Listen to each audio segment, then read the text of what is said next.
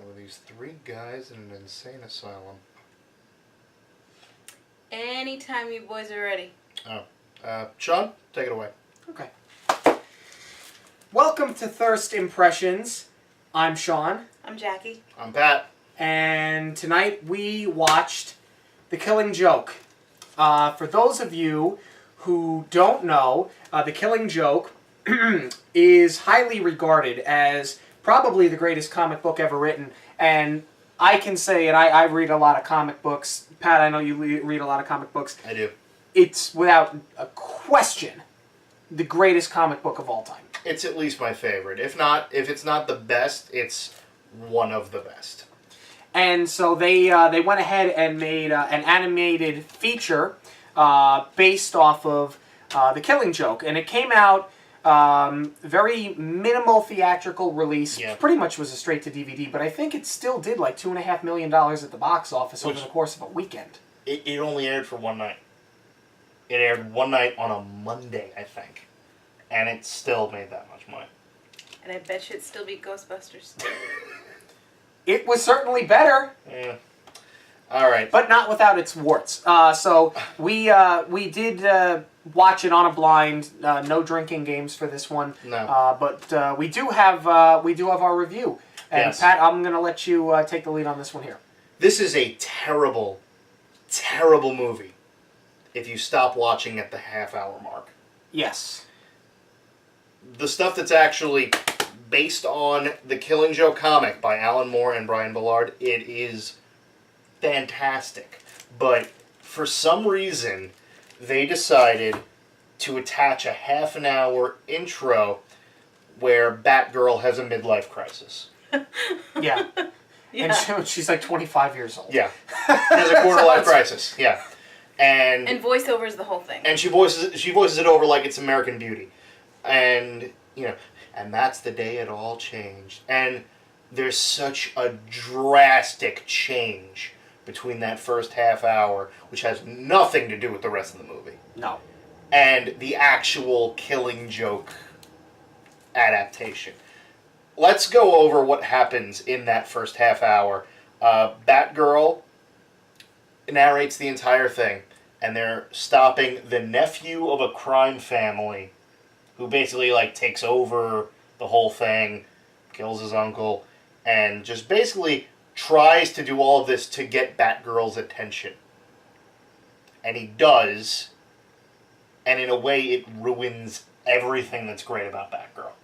I think this ruins Batgirl as a character, this first half hour. It really did. It made her like the whiny, desperate, why won't he call me girl. Oh, yeah. She didn't need to be. Her and Batman have sex. On a roof. On a roof. It was In awkward. costume. In costume. In costume. If that's their thing, I'm not going to judge them, but it's unsanitary. But also, the fact that it happens, as somebody who has always read Batman comics, Batgirl and Robin had an on and off relationship. Right. That was always established. Her, especially Barbara Gordon, who's pictured here, and Dick Grayson, who was the first Robin. They were an item, on and off. There was always, my friends have told me, there was always subtext that she had feelings for Batman, but I always felt it was a mentor-student thing. It was never anything more than that. That maybe sometimes those feelings crossed the line, but never acted on them. We screamed at the screen when they started making out. Yeah, this out of the gate, you knew it was headed there the entire time, and then when they actually delivered on it, it was just so unnecessary. No, and then the character that they created, Reese, her gay bestie that she works with, so that they could sit there and gossip about the guy that she hadn't fucked yet. The yoga guy. It was just it was so stereotypical and added absolutely nothing to the story. Yeah. I hated every second of it. You really did. I really did. I was visibly angry watching this. The animation was good. It was excellent. The fight scenes were very well choreographed. The directing was very good on it. The voice acting, for the most part, was pretty well done. I like Tara Strong. I really do. And I like her as Batgirl.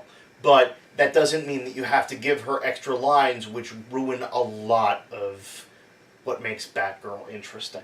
Batgirl is always a strong character. She's always calm and collected. And this, they made a scene. There was a scene where Batgirl just goes crazy on a criminal because he says, it must be your time of the month. And that's when I lost all respect for whoever directed this opening part. Yeah, I mean, as far as the screenwriting went in the very beginning of the film, when it came to Batgirl, it was almost like chick flick 101. It was. I mean, Right down to the gay best friend. Yeah, it it was really, terrible. really was. And it had nothing to do with this brilliant comic book, and had absolutely no place in a Batman film. It really didn't. If this was a standalone story, I would say that it's the worst Batman story that I've ever read, and that includes the one where they fought the polka dot monster. So, like, it just, like, and here's the thing. I know exactly why they thought it would be a good idea to give Batgirl more screen time. Spoilers, The Killing Joke is graphic. It is very, very... I'm trying to find a word for this, but it's very unexpected in some of the turns and the decisions it makes. And one of them, which actually, like, has been respected and, like, used in other stories, is what happens here to Batgirl. She is shot by the Joker and paralyzed. And in comics from this moment on, she does not regain mobility of her legs except for like a couple of instances, and she develops a new persona as Oracle, where she basically runs the control center for all of Batman's, high-tech gadgets and whatnot. But the thing that pissed me off the most about this is that I think they felt like they needed an excuse for you to feel sorry for Barbara. That's what I was saying. As soon as we watch it, like, they're dragging it out so that when this happens to her, you feel worse about it. And it tries to set it up for people that don't know that she's going to be shot, that she becomes Oracle. Yeah. So, I mean, it was really terrible. Let's get, though, It actually didn't make me feel bad for her, though. It really didn't. In a way, I was just kind of like, good, shut up and stop whining. It's kind of what you wish you would have seen happen to Alicia Silverstone in Batman and Robin.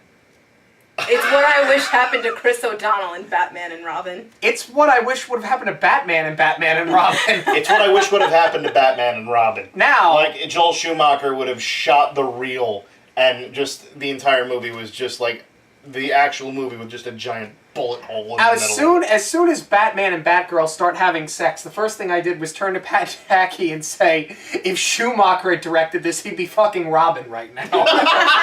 So at least there's that. But let's get to the good stuff. Yes.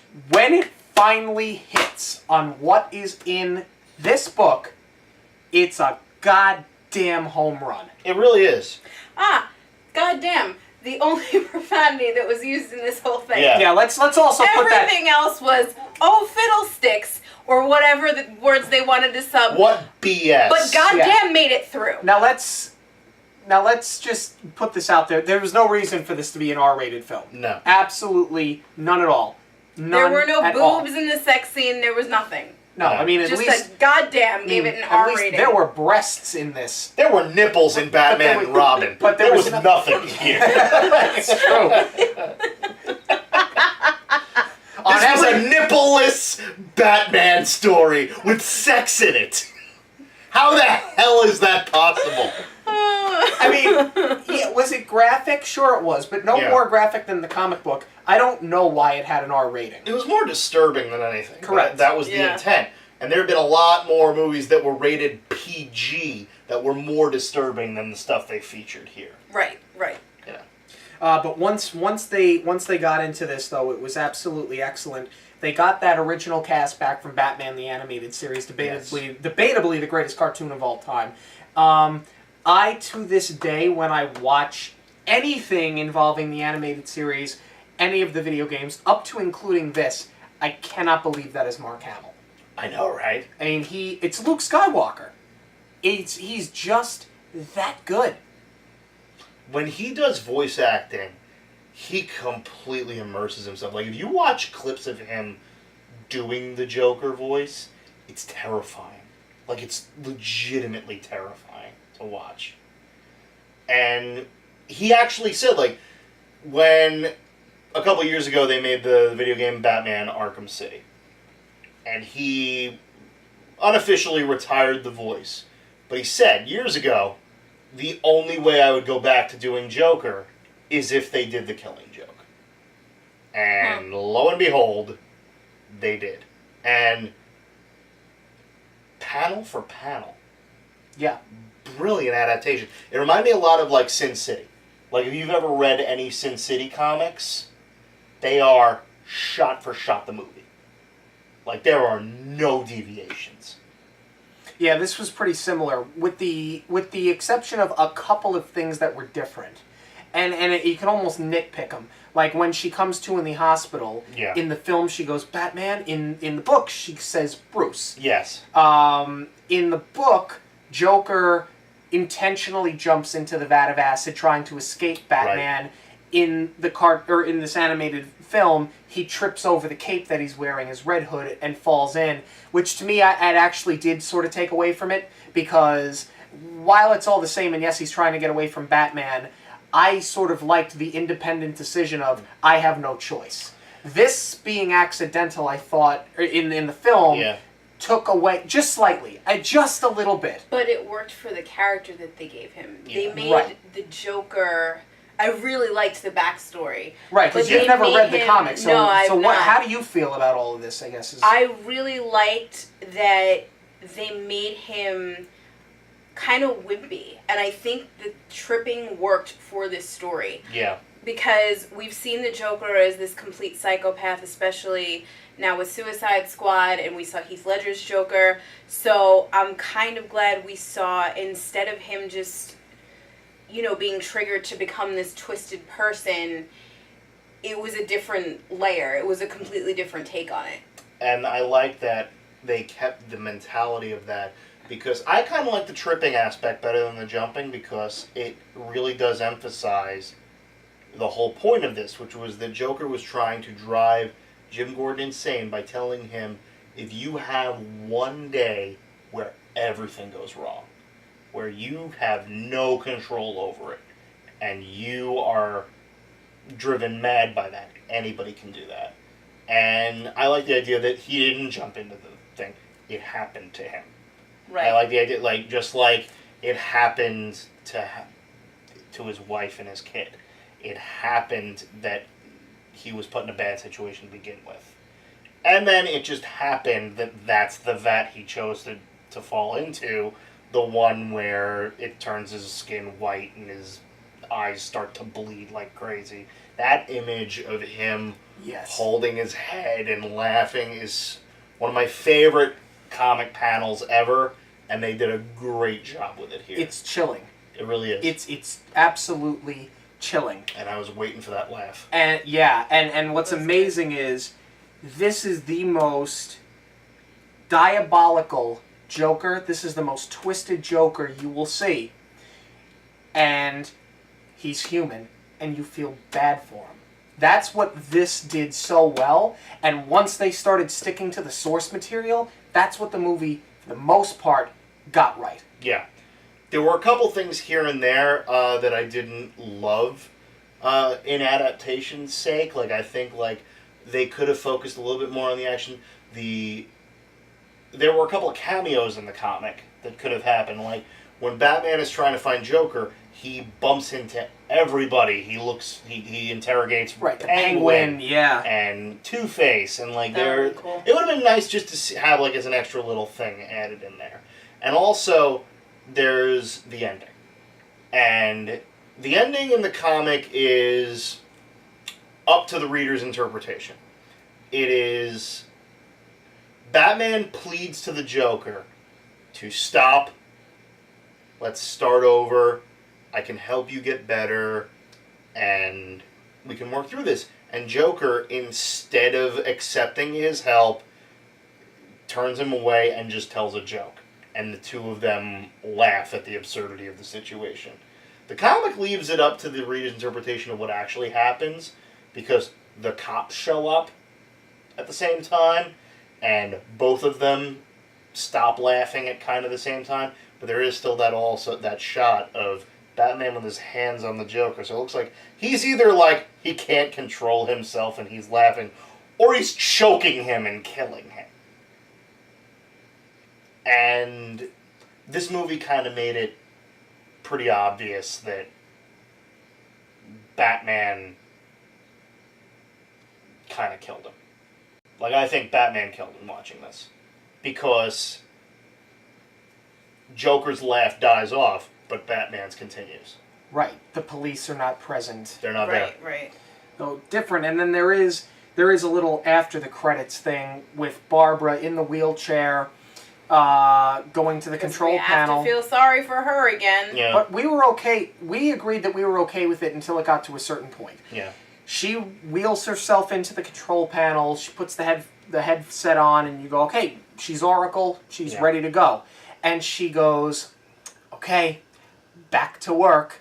It's like, I feel like when it came to writing her material, if it wasn't in this, it was done poorly. Because as stupid as the first half an hour was, nobody's lines were as poor as Barbara Gordon's. I almost feel, They were really and bad. I'd have to look into a little bit more. I feel like there was a different writer for her. It There was. felt so disconnected. Well, that's the thing, is like, even, like, everybody's lines in the first half hour seemed like they were written by a newer writer. Right, and then Because once they got to the source material, They kept you guys said it was spot on. strict to Alan Moore's writing. Now, Alan Moore has written some brilliant comics. He wrote V for Vendetta. He wrote Watchmen. He wrote The League of Extraordinary Gentlemen, which, if you've only seen the movie, read the comics. It's fantastic. It's really good. Alan Moore has a certain way of writing where it's kind of like, it's pretentious to say this, it's kind of poetry, like for the characters that he writes for. Every line fits. You can imagine it being said in conversation. And the stuff that they added at the beginning and the end sounded so different. Because Yeah. it was written by a modern writer who tried to update the language and keep it modern, and it really killed a lot of the mode. Mm-hmm. But I think all in all, once you take the first half hour out of it, it's a good watch. It is. I mean, that's I know that's my opinion. It's your opinion. Yeah. Again, I'd kind of like to get your opinion because you hadn't read the original source material. Sort of have, how you feel about it as it trend. Let me ask you this: was it clear that there was a line drawn in the sand as to what was new and what was original in terms of them following this book? Absolutely. Because I just want to know that it wasn't just us that found it jarring because we knew what it was going to happen. No, take the comic book out, just watch a movie. There's a complete disconnect between that first half hour and the rest of the movie. There's a first fade half of of the black movie, between them. it felt like it was reduced to a Saturday morning cartoon, which I was really disappointed in because you guys had, even if you hadn't hyped the comic up so much, I feel like I wanted to see this dark movie, and it really wasn't that because the first half of the movie just killed it. Yeah. Do you guys know the trope, the woman in the refrigerator? I think it started with a Green Lantern comic where literally, like, Green Lantern, like, the comic starts off with Green Lantern going to his house, he opens his refrigerator, and there's his girlfriend, dead in the refrigerator. And the idea behind it is that a woman in a comic is used as a plot device and not as a character. And a lot of people said that about Barbara in this book. I'd agree with that. I would absolutely agree with I never believed that. I really didn't. And here's why. Barbara Gordon was Batgirl. She was a character. she had a backstory. She had emotions and character about her. She also survived. That's one thing.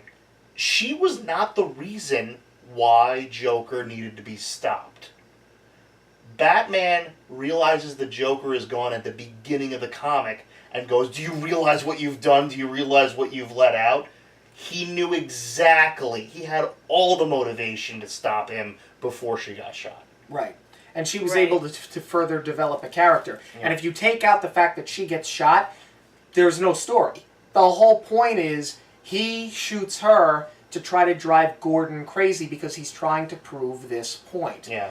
Unless there's nothing else you could have done to Commissioner Gordon that would have potentially pushed him over that edge. Yeah. That was the point of this. And like I said, she was able to further develop a character and continue in the comics as Oracle. But you don't agree with that? No, I don't. She was her own character, but I feel like for the purpose of this film, they kind of gave her some tropes for her own story, not for Batman. Yeah. If that makes sense. Well, I feel like the stuff that they added only made you feel like less connected to her than if she had just been shot in one scene. Right? Yeah. Like I didn't feel sorry for her. She was, you know, she's Batgirl. She's supposed to be a badass, and instead she was whining over a boy the entire time. Well, that boy happens to be not only a superhero but also rich. So. And apparently he's a great lay. Yeah. She okay. said so. Anyway. I want that gay best friend stricken from life. Like, Yeah. and I'm not just talking about this movie. If anybody out there is making a movie and you have a character who is the gay best friend, I want you to know that you're a hack and you need to stop immediately. I have gay friends. They do not act like that. They are not beacons of knowledge at the stroke of a hat who all talk the same. Some of them are fucking idiots. And No, he was clearly a sounding board. It was so writing 101. And I'm thinking maybe the new writer that they brought in did actually realize I cannot give her another voiceover. And that's really the only purpose that it he went served. straight to DVD. You could have waited a year and written a character that was an actual human being instead of a leftover Will and Grace episode. But with all of that being said, that's how we feel about it. Yeah. Was it good? Yes. Was it perfect? Far from it. Hell no. If you can get past the first half hour, it's really quite enjoyable. Actually, if you have it on DVD, you can actually pinpoint the scene where you could start watching it, and just as soon as Batgirl gives up being Batgirl, start watching the from movie. there. You'll enjoy it wholeheartedly. There is no connection to the earlier stuff, and it's completely unnecessary. And if you are a fan of the comics, I'm going to tell you this. You will be happy with how it was adapted. It was very well done. After a certain point. Yeah. But I enjoyed it. Like, I probably wouldn't watch it again, but I'm really glad that I did see it. Because, this is my favorite comic. I'm glad that they did the story some justice. They didn't leave anything important out. Some of the additions that they made were actually very good. Joker and Batman fighting in the upside down room as opposed to just breaking through the glass, I thought was a great scene. I thought it was really well done. Joker's monologues are amazing. And it's what you want the Killing Joke to be. If they hadn't made it a full length, I'd say it was perfect. Yeah, I would agree with that. And we want to know what you guys think. Comment below. Let us know what you think. Obviously, we try to write back as often as we can. We want to engage you guys, and that's why we're doing it. Especially now with these Thirst Impressions, something new comes out. We want to get the word out there. And if the movie's worth watching, then we want you guys to enjoy it. If the movie's not worth watching, watch it and make fun of it with us, because if we have to suffer through it, so do you. But subscribe to the channel, like the video. Thank you to all of our new subscribers. We appreciate the ongoing support. And until next time, I'm Sean. I'm Jackie. I'm Pat. Cheers. Cheers.